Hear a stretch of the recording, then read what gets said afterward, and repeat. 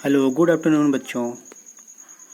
आज हम लोग स्टार्ट करेंगे हिस्ट्री का first chapter nationalism in Europe का topic number second. Topic name is the making of nationalism in Europe. तो in Europe now that time Germany, Italy, and Switzerland were divided into kingdoms and duchies and cantons whose rulers were under autocratic monarch Habsburg Empire. Germany, Italy and Switzerland. उस समय जो Germany था, Italy था, Switzerland था, वो छोटे छोटे cantons में, प्रांतों में, भागों में क्या था, वो डिवाइड था। कौन? जर्मनी और इटली। अब इसके अलावा और जो एरिया था, जैसे ऑस्ट्रिया था, हंगरी था, ये सब जो है हैब्सबर्ग एम्पायर के अंडर में थे। इसके अलावा इसका जो 2.1 मतलब जो सेकंड टॉपिक है उसका 2.1 में है आपका aristocracy and the new middle class, मतलब कुलीन वर्ग और नया मध्य वर्ग। कुलीन वर्ग कौन था?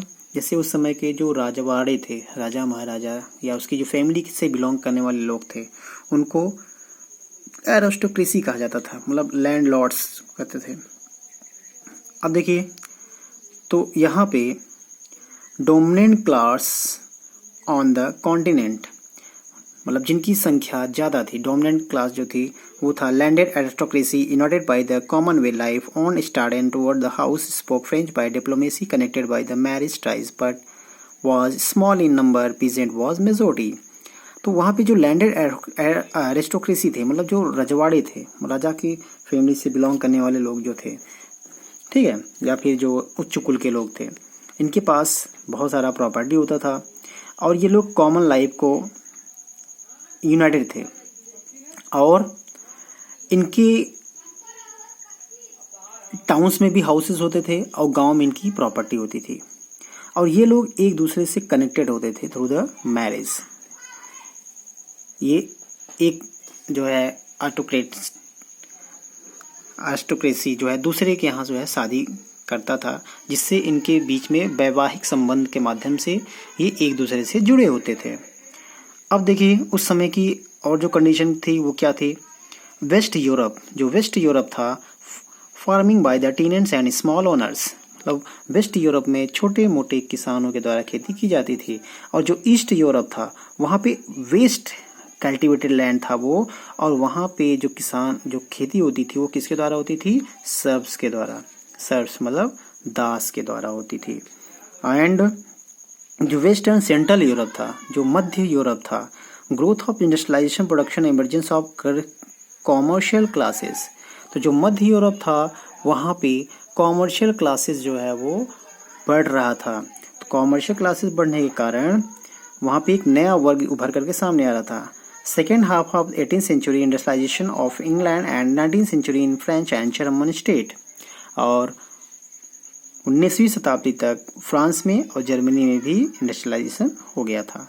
अब इंडस्ट्रियलाइजेशन होने के बाद एक नया वर्ग उभर करके सामने आता है जिसको हम कहते हैं लिबरल नेशनलिस्ट।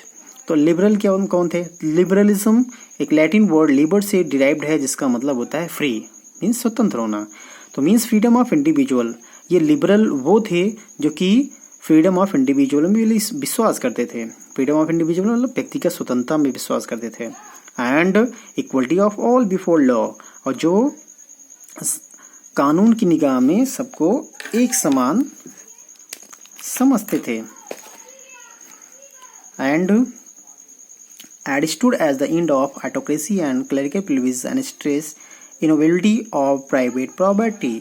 और ये लोग जो है ऑटोक्रेसी को एंड करना चाहते थे, और जो समाज में लोगों के पास जो प्रॉपर्टी थी, जो उच्च वर्ग था उसके पास प्रॉपर्टी होती थी, उसका ये लोग विरोध करते थे और समाज में प्राइवेट प्रॉपर्टी को बढ़ाना चाहते थे। मतलब ये चाहते थे कि सभी के पास प्रॉपर्टी हो, ये ना हो कि किसी एक वर्ग विशेष के पास सारी प्रॉपर्टी हो और सबके पास प्रॉपर्टी ना हो। तो इन चीज़ों का ये विरोध करते थे। एंड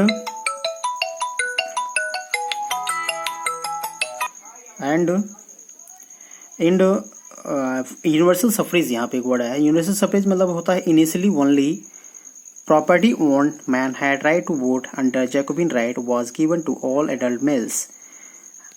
तो यहाँ पे उन्हीं लोगों को अधिकार दिया जाता था जिनके पास राइट टू प्रॉपर्टी होता था।